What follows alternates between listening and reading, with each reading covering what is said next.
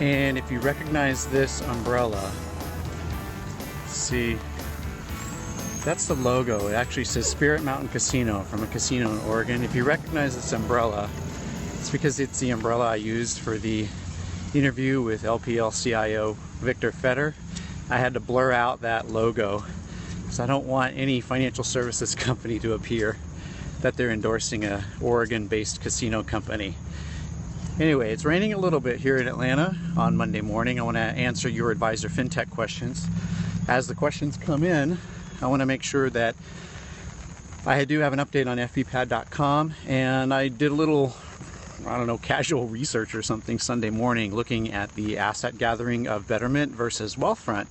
Because certainly for the last 2 years, Wealthfront has been beating the drum on how quickly it gathers assets, saying that they had $500 million, then $1 billion, then $2 billion reasons to believe. Well, I'm looking at the disclosures and updates. It looks like Betterment is closing the gap. So head over to fppad.com/blog and you'll see my chart that really Betterment has been catching up very quickly with Wealthfront. And also on that news, Betterment President CEO Jon Stein penned a pretty good, very passionate update yesterday on the Betterment blog about the reasoning behind the algorithmic services and how a lot of the discussion with venture capital backing and asset growth is misdirected. And he has a really good angle on it. And I like it because it's very different from what we've seen from Wealthfront's Adam Nash, who has been more on the attack.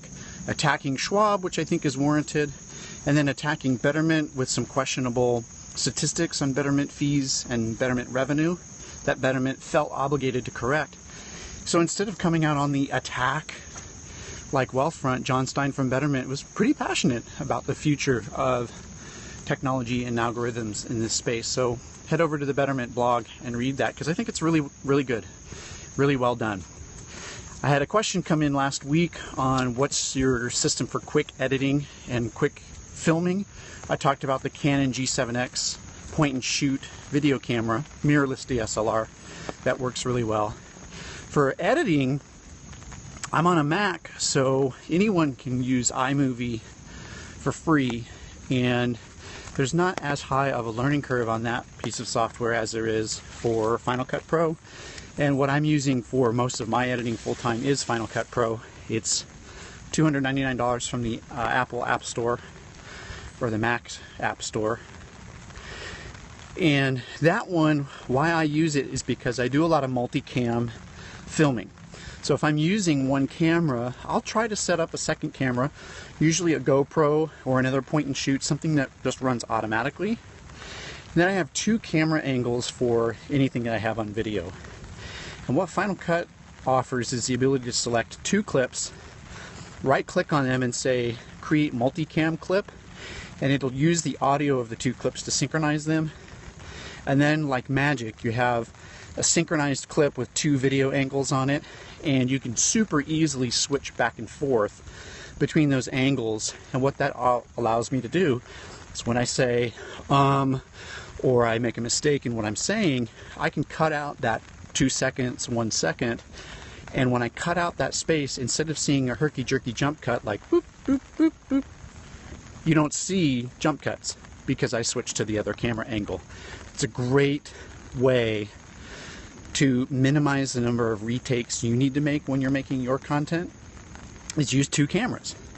And that's why I like the $300 Final Cut Pro for many other reasons, but because of its ability to do multicam editing and very easily synchronize multicam clips through audio. It makes the process of editing very, very easy, and you get to cover up your mistakes. So that's my tip from the editing, is it's worth the $299 fee if you're using Mac products to get Apple's Final Cut Pro and film many of your segments with two cameras instead of just one. Obviously in Periscope, there's only one camera because it's built into your phone. So make sure you head over to fppad.com/blog, read my update about asset gathering with automated investment services, read Jon Stein's pretty passionate update on the Betterment blog, and if you're thinking of doing video, try two cameras and multicam editing. I'm home. Until next time, Hopefully tomorrow it won't be as rainy of a day. See you guys later.